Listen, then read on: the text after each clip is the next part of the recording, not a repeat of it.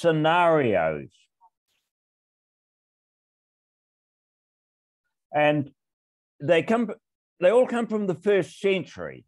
Now, just imagine that you have an invitation to join your fellow Christians for a meal and Eucharist.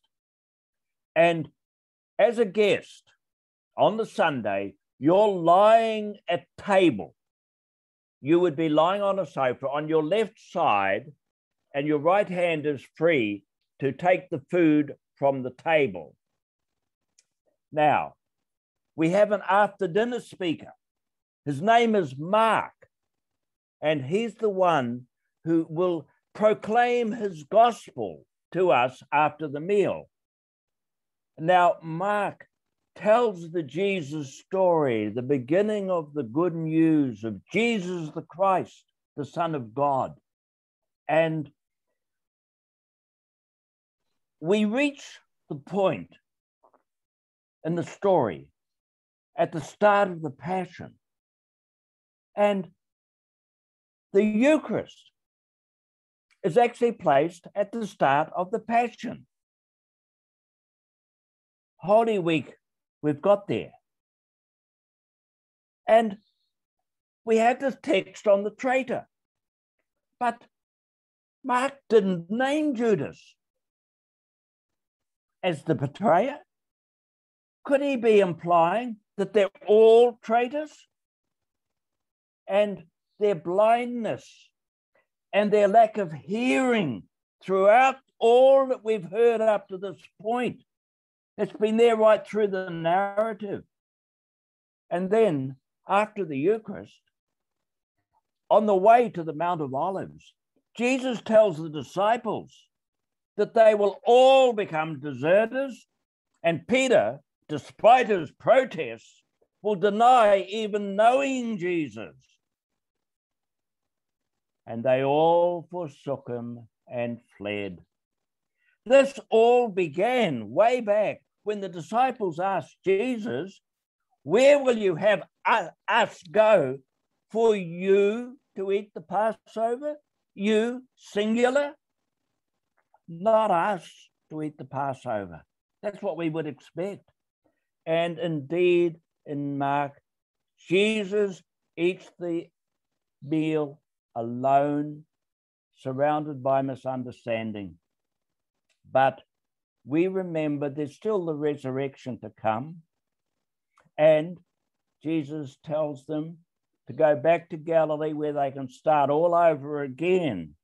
So we need to remember that Jesus never fails failing disciples, especially when the cross, and this is the gospel of the cross, weighs heavily. And this is myself given for you. And that is so important because in time we will come through.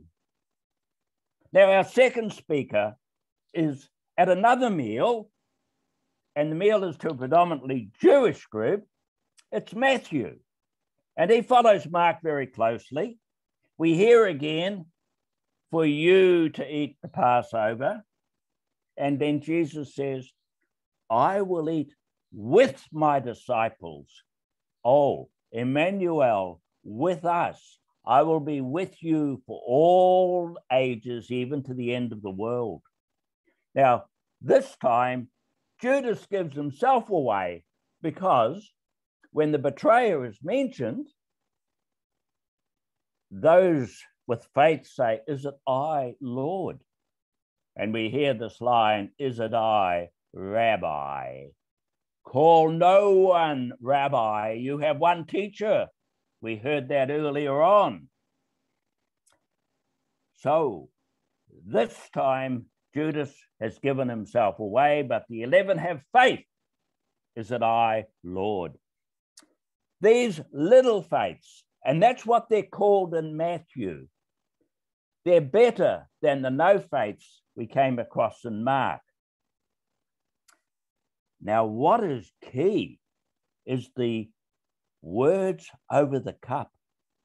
My blood shed for you, for the forgiveness of sins.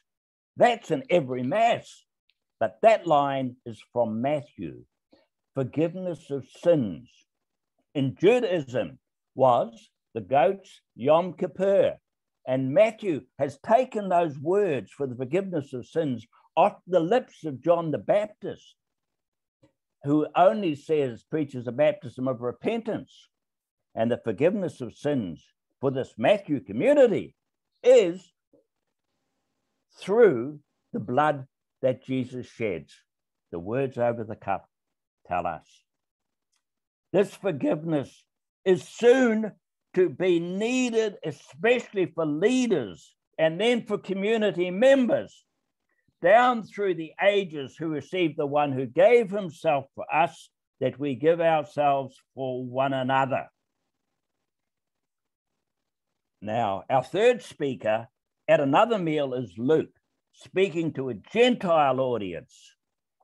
He goes straight to the Passover meal. There's no messy stuff before the Eucharist, because Jesus has sent Peter and John to prepare the meal for us to eat. Now they've got it right, to eat the Passover. The betrayal is all left till after the meal. And Jesus says, I've longed to eat this Passover meal with you before I suffer. You are those who stood with me in my trials. This is a meal among friends who later will begin the church in Acts. So they are given such positive press for later on. The cup starts the Eucharist, and then we have the text, the word over the bread, and then the word over the cup finishes the meal. And the words, keep doing this in remembrance of me. Paul used those words back in 1 Corinthians. The traitor text then comes after the meal. And the hand of the one who will betray me is with me on the table. The trapeza is the word for table and altar. The hand of the one who will betray me is with me on the table. Whose hands are on the table, the altar, down through the ages? This is a sobering line. It's not completed act, which is the aorist in Greek. It's ongoing action through history. This is a powerful line and a frightening one.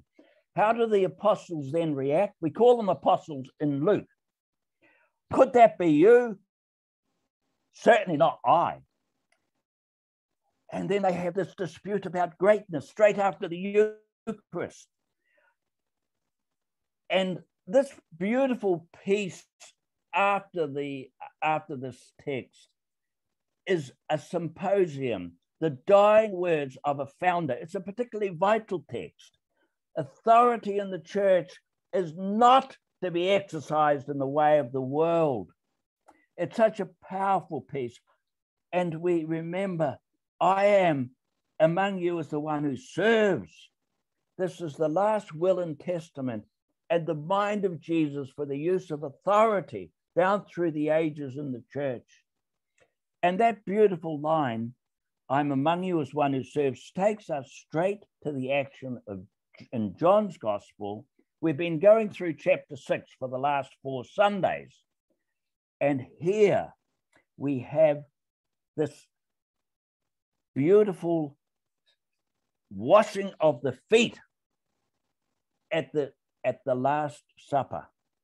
The meaning of the Eucharist through Luke's Gospel is service, humility.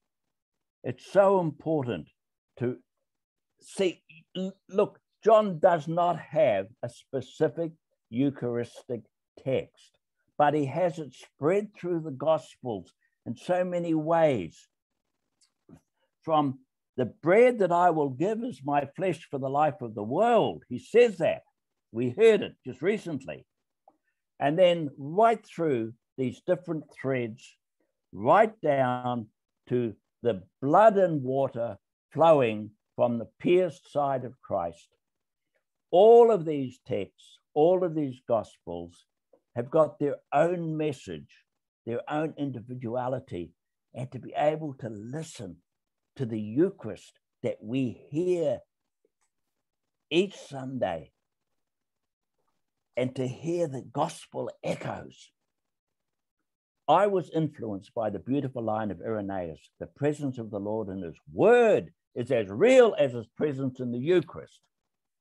So that's why I have stayed with the scriptures, and that's why now I can hand over to Father Tom the Eucharistic piece of this, of Irenaeus's words. Thank you so much, Brother Kieran. And yes, we are now going to ask Professor Thomas O'Loughlin to give us an overview of, well, from the expertise of historical theology, and what is the sacramental context of the Eucharist? Professor Tom. Well, first of all, I'd like to say thanks, Kieran, because Kieran has drawn out what's absolutely essential for us to appreciate, and that is that we don't have a single story. We have 4 stories, and they're very different stories, and we have a very bad habit of sort of gluing them all together. And you know the way in the police dramas, they always get together in the back room and they put together the story. And have we got the story straight? Well, the problem is that once you try to get the story straight, you betray the richness of our memory.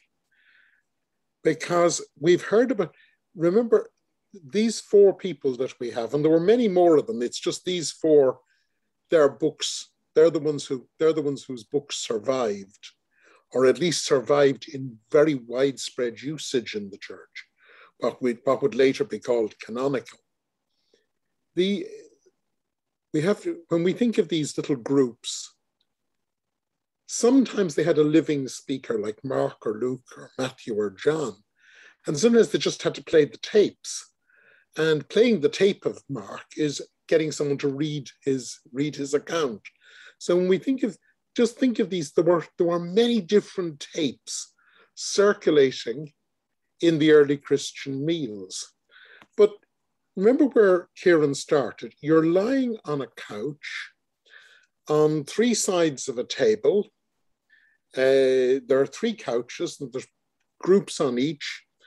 Sometimes there are women on the couches, and sometimes there are women on chairs. There are differing cultural practices around the Mediterranean. Now, I want to try and take you into a single household, and I want to take you into a single household in Thessaloniki, Thessalonica in the ancient world. It's right up at the top of the Aegean Sea. It's fascinating because it was one of the great, and still is, a great port. That's why, for instance, New Zealanders had to fight in Thessalonica 100 years ago. It's a brilliant port city because it controls the east-west traffic on land and the north-south traffic into the Balkans and out the Aegean.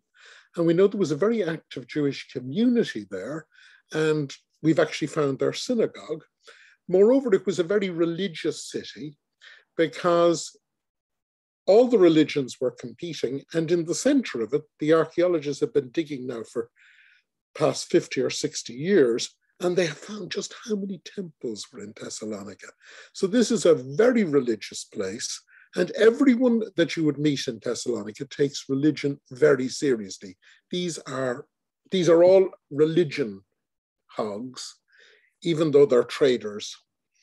And let's assume that on one occasion, the meal is taking place in a household where most of the people, their background is Jewish. And this would be the group that Paul knows about, but it's not the group that he's primarily interested in when he writes to the Thessalonians. He's then interested in a group that are mainly ex-Gentiles.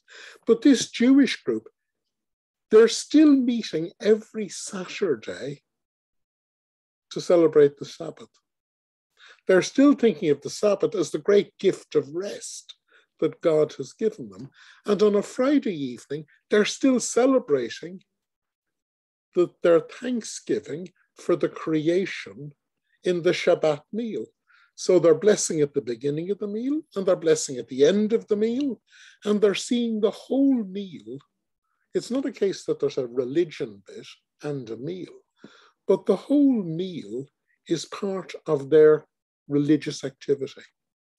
And now, because they are followers of this particular rabbi and his disciples, they're also sharing a meal which expresses their unity, not just as the people of God, but as their unity with this rabbi, Jesus.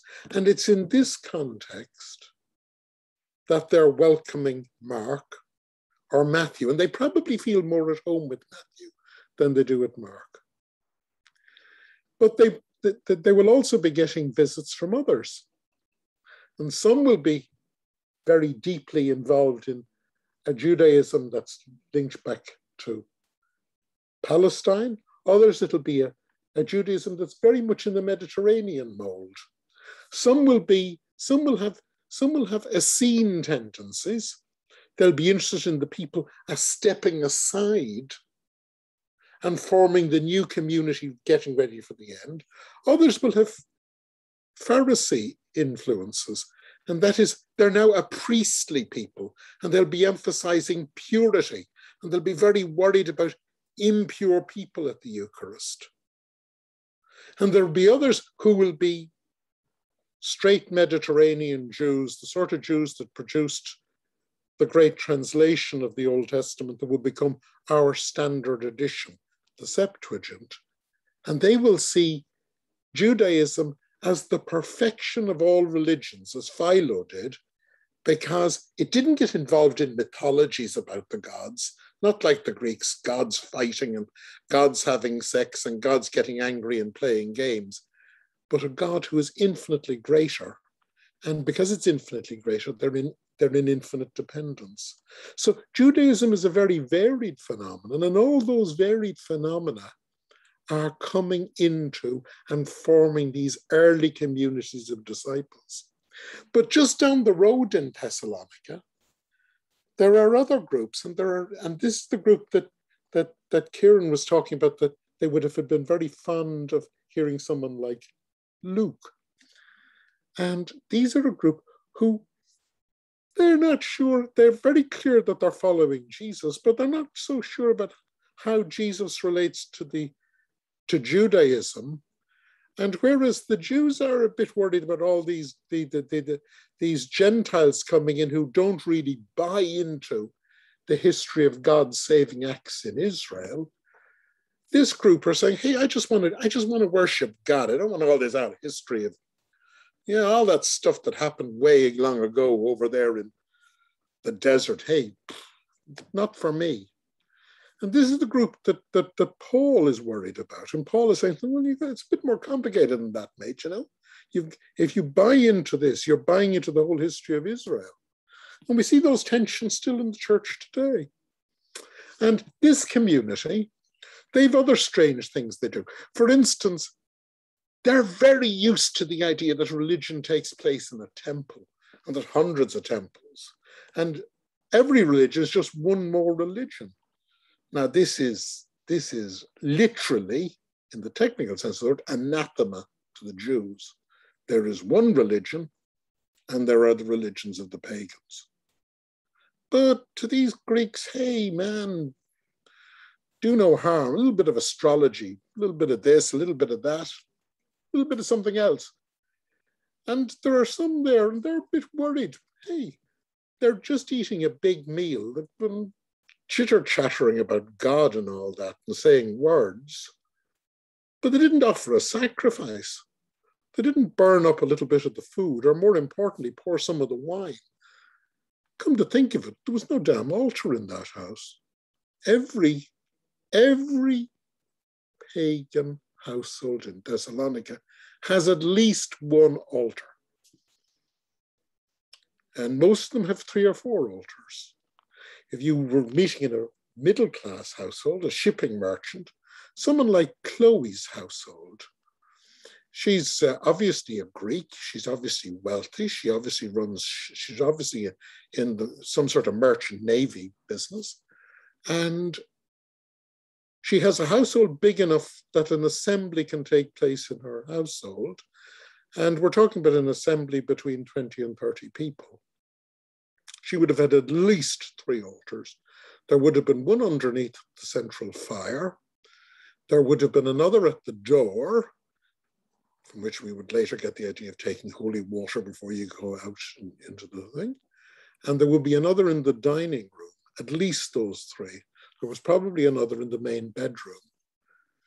And you showed that you weren't an atheist by pouring a little drop of wine. And, hey, are you atheists? Judaism had only one altar. There was one altar, it was in Jerusalem. Everyone else just had tables. Where's the Christian table? Where did the Christians have an altar? Later they would say, well, it's to do with our tables are our altars. And then eventually the altar language would dominate. But you see, there's a problem.